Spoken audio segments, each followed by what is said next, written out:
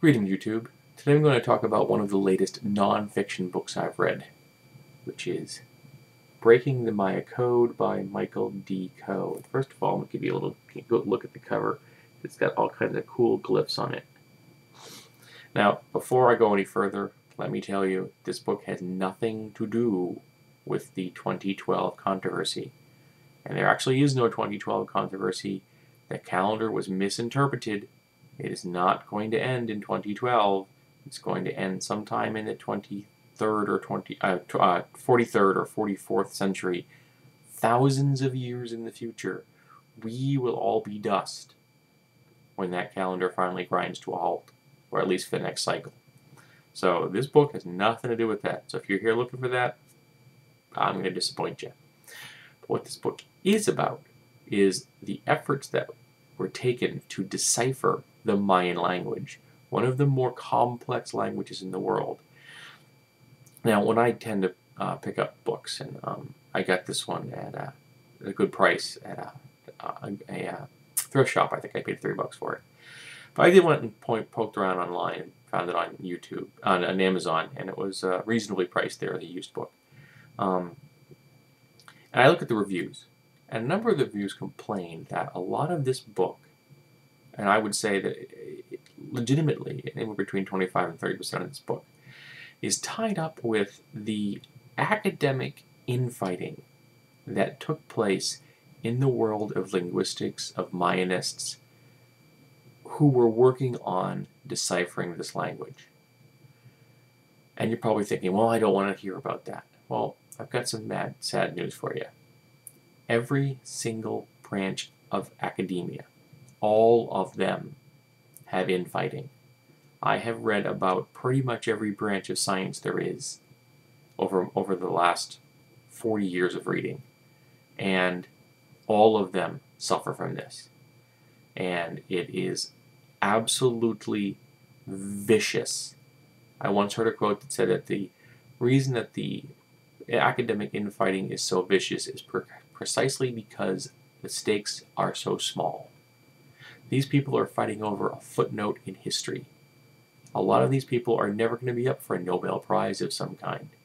They're looking to get their name in a reference book that maybe 1,000 people in the entire world will ever notice.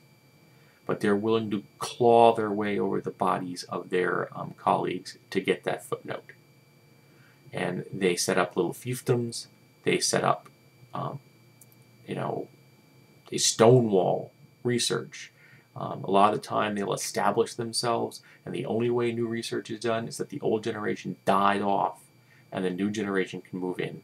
And then the new generation does the same thing as the old one did. They become the people that are the authority, and then they have to pass on before the new people in that research field can move up and come up with some fresh new ideas. And this book does deal with that.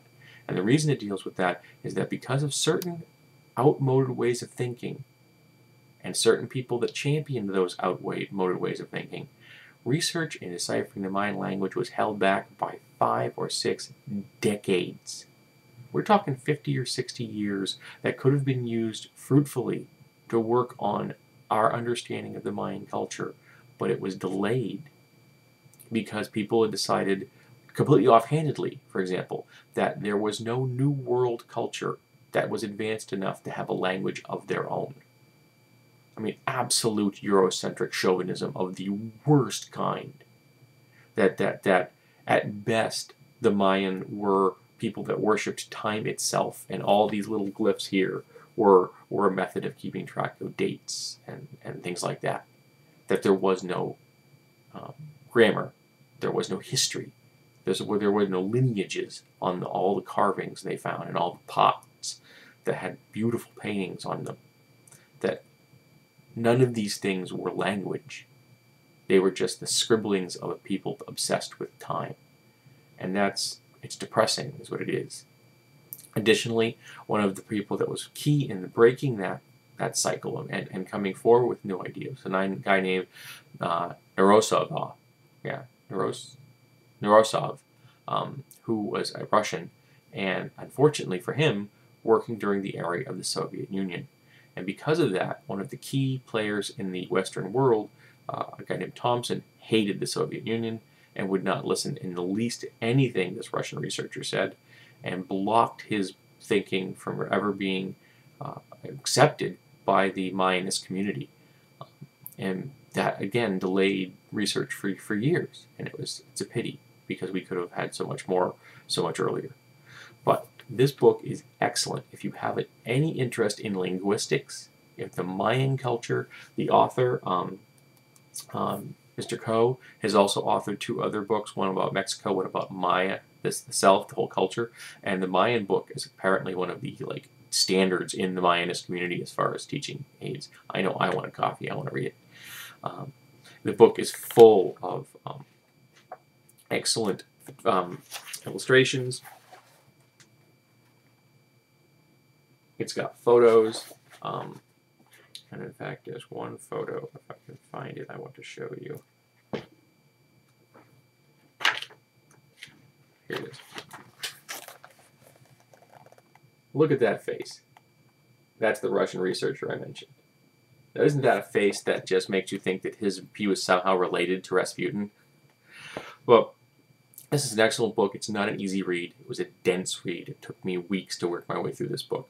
But it was very fun for me. I really enjoyed it. This is one I'm keeping. This is not a book that's being donated. This is going to go on my shelf forever.